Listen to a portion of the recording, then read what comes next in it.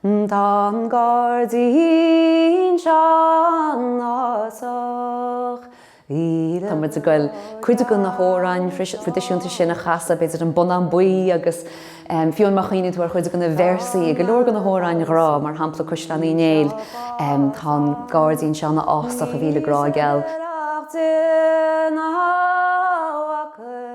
Tá muid a seanscoil sa learna inne agus tá muid a tuairt faoi lá gníomhachais éráide a chu bhealach an chroíoch.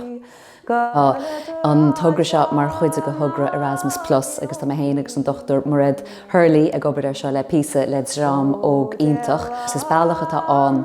tuairt faoi chuid go na mór cheistena a bhíont ag an drám óg maidir le cuasaí éráide agus deisiúirt ó mac na bhíonna ar bhealach cruíoch.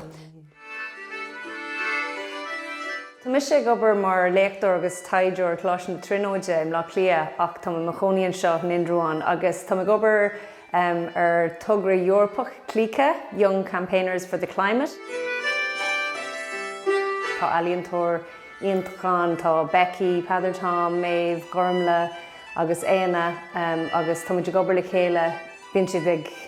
tá si dochreide agus tá muid go léir gobar chun rud cruthaíoch agus dóchasach a crothú le chéile don phobal chun bheith díire ar ceistan ar práineach ó thaobh an ahrú éráide an ggéirchéim éráide agus an ggéirchéim bithe agsúlachta. Tá lá chafh go na chéile, muid chun dul siúil, tá muid chun ceardlan a bheith againn agus ceolchar am slíthe, tá bhí de díir an pobl agus go háidir daon ógahúirt le chéile chun a bheith smaoinmh míall ar a timpeallacht, mar gan dat tá imní agus búirtear go léir míall ar a timpeallacht agus tá sé stocha sé sais dearfach teach le chéile agus smaoinmh fé is slí dearfach agus chrathach agus tá pobl an háchtach an trása agus is stocha go bé an tuigeanna san agus mú a bhfuine leis na fhadhbanna so. Tá muid go úsáid bhaint as éireacht tean héin, as an méaladas, as an geol, as na hóráin, as chuilehoirte tá hímpellar in seo i Gunamara agus tá muid a goil ceardlan íana leis an drám óg agus tá muid a goil písa nua chruthú.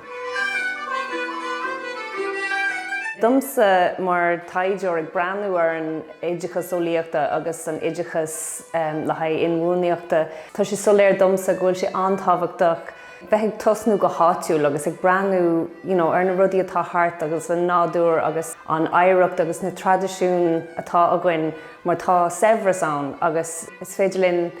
dul líon leis na ceistena na móra práineach le phobal agus bheith cruthaíoch.